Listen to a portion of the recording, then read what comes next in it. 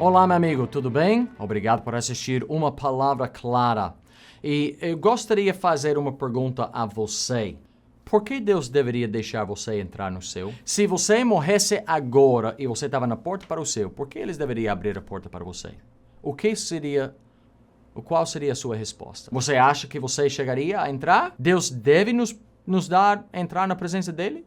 É coisa que merecemos? Um grande problema, especialmente com o pós-modernismo e como o ser humano, depois de negar a existência de Deus, em realidade só colocávamos nós mesmos no lugar de Deus e nós temos exaltado a nós mesmos. O ego, o eu, a humanidade, nós achamos que estamos acima de tudo. Não somos. Mas, uma coisa que tem surgido, o homem é mais narcisista hoje do que sempre, do que nunca. O homem é mais orgulhoso, soberbo. O homem se levanta, se exalta contra qualquer outro. O ego do homem hoje é enorme. E isso dificulta, em vários pontos, a possibilidade de nos enxergar bem a realidade, o perigo no qual nossa alma está, o que seria necessário para estar bem com Deus. Às vezes o homem diz, Deus não existe. Deus é para os que são mentalmente fracos. Sim, claro. Às vezes nós pensamos, bom, eu creio em Deus e eu estou fazendo o meu melhor, eu faço isso, aquilo, outro, e eu estou fazendo bem, e eu sei que estou fazendo a coisa certa, ninguém pode negar o que estou fazendo aqui, ninguém pode dizer que eu não estou fazendo o melhor que fulano e fulano. Tá?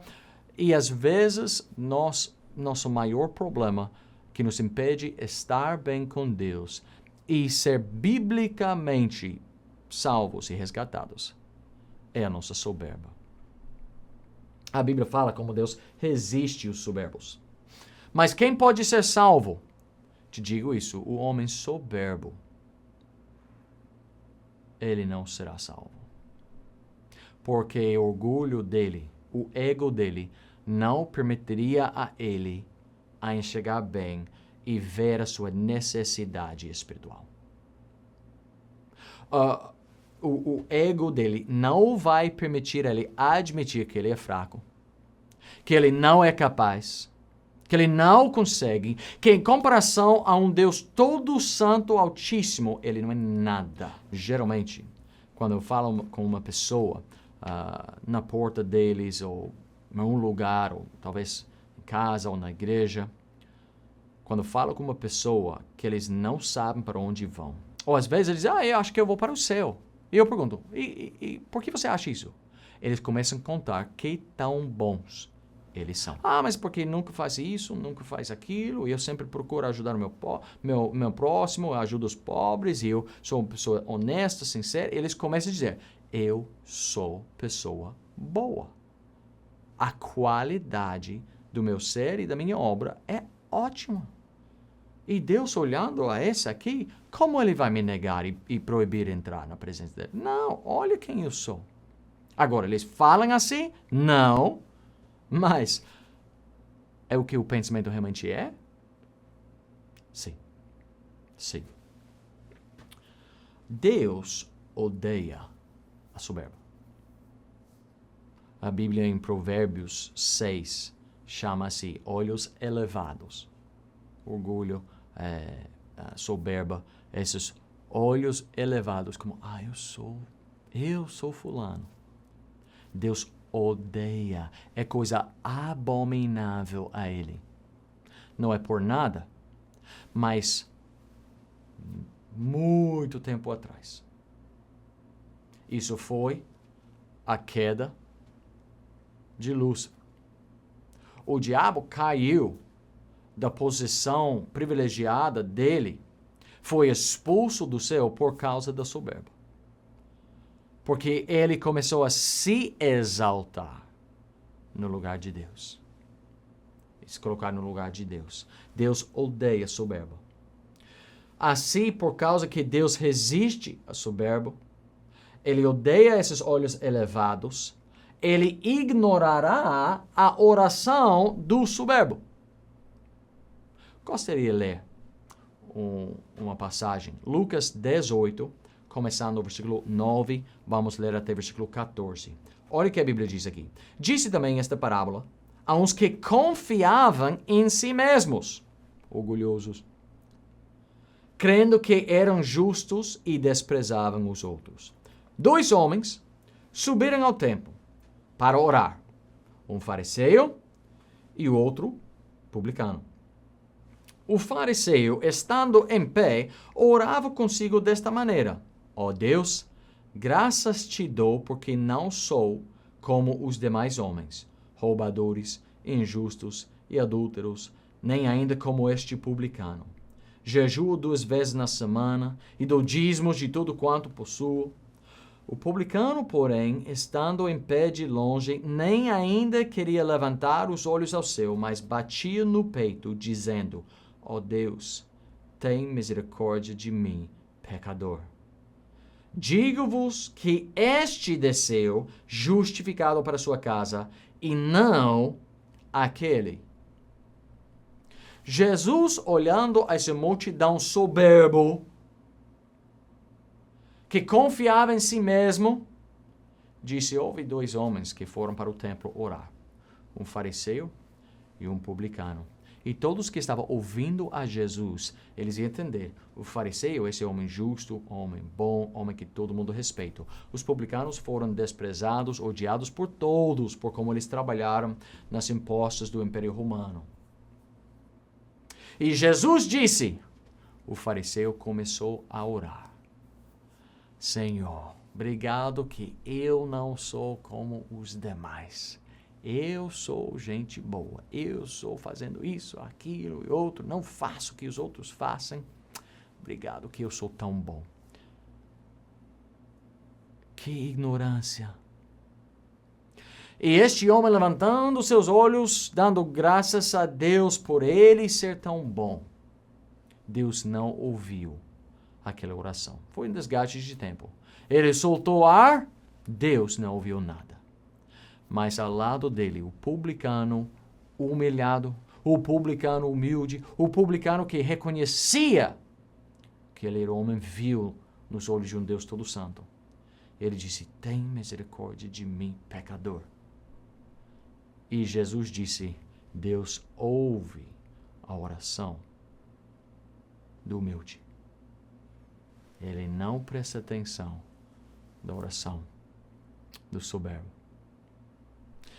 Primeiro, que Deus odeia o orgulho. Segundo, que Deus ignora a oração do soberbo. Mas terceiro, que ele ouça a oração do humilde. Você não precisa ser a pessoa melhor para Deus ouvir a sua oração. Alguns de vocês, você tem adiado a decisão de ser salvo. Você tem adiado a decisão de entregar o seu coração a Jesus. Você tem adiado o dia de arrependimento porque você pense: mas eu ainda não sou perfeito. Eu ainda estou fazendo isso e aquilo. Eu não vou para a igreja todos os cultos. Eu não estou ajudando no ministério. Eu tenho falhado ou errado como marido ou como esposo ou como filho.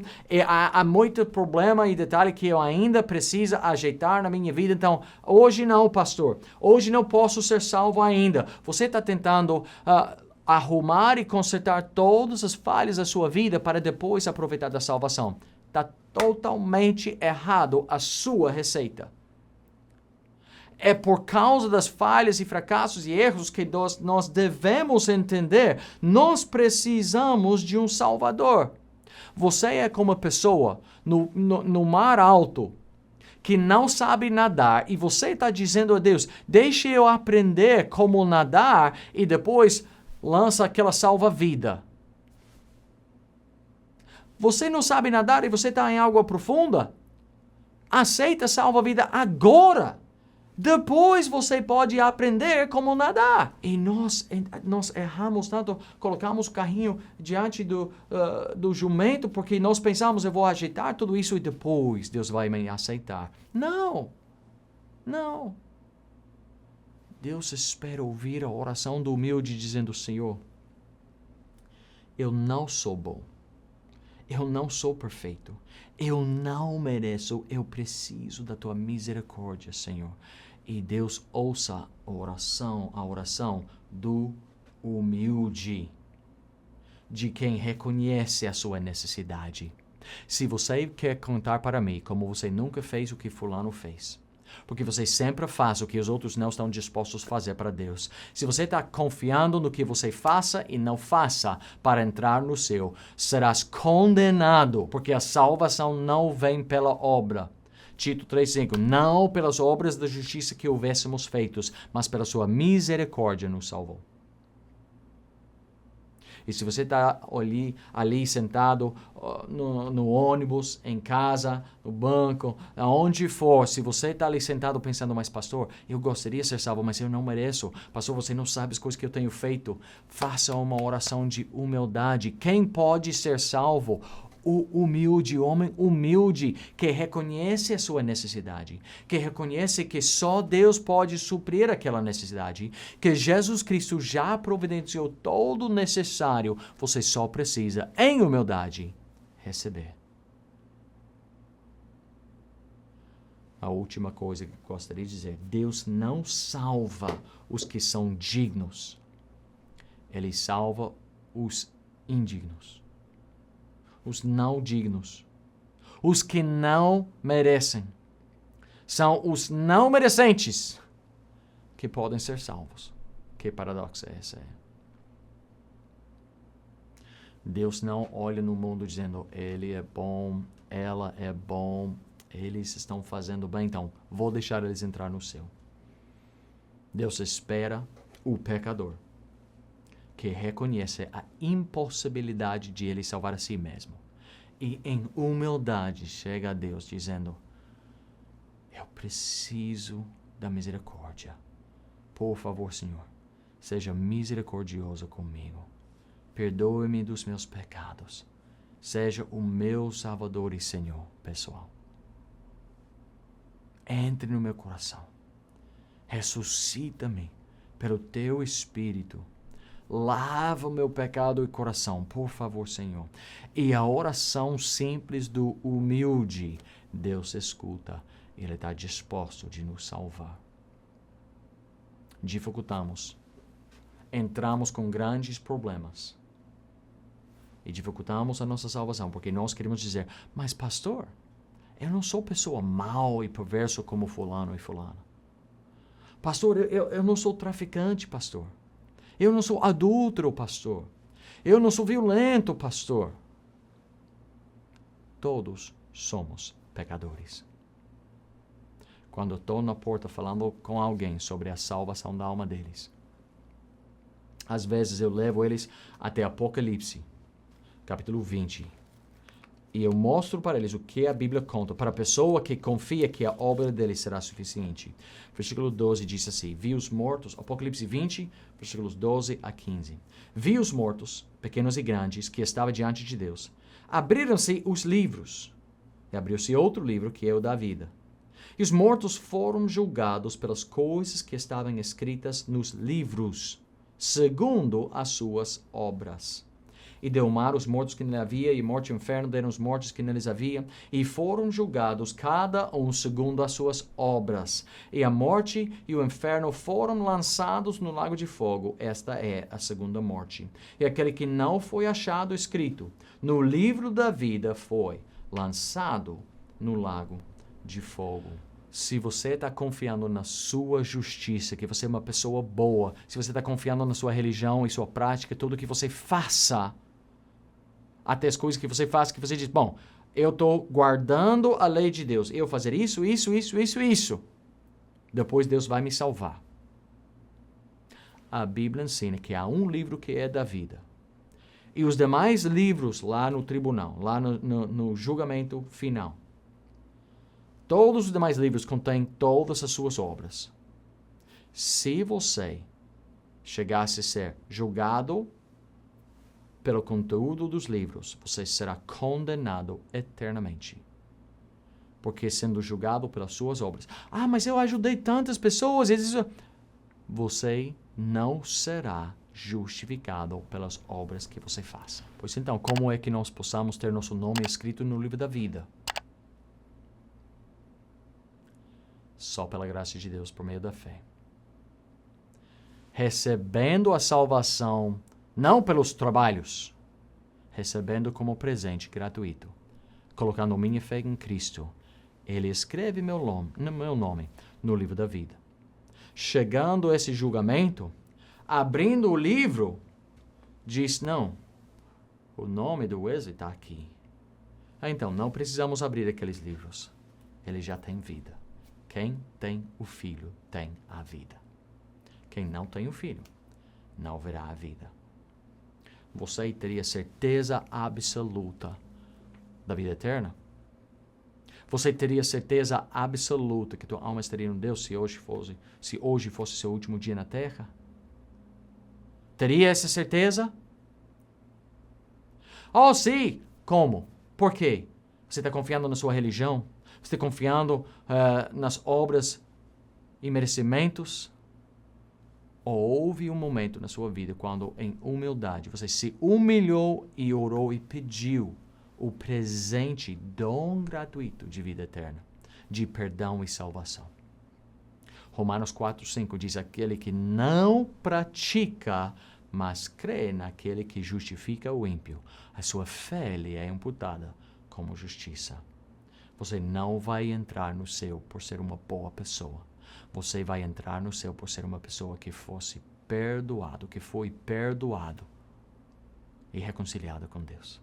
Se tiver pergunta ou dúvida, pode entrar em contato conosco, seria nosso prazer te mostrar pelas Escrituras a certeza da salvação bíblica, como qualquer pessoa pode obter aquela certeza.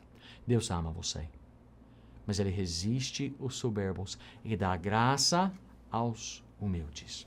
Quem pode ser salvo? Humilde. A salvação está aberta para vocês. Deus os abençoe. Até a próxima vez. Obrigado.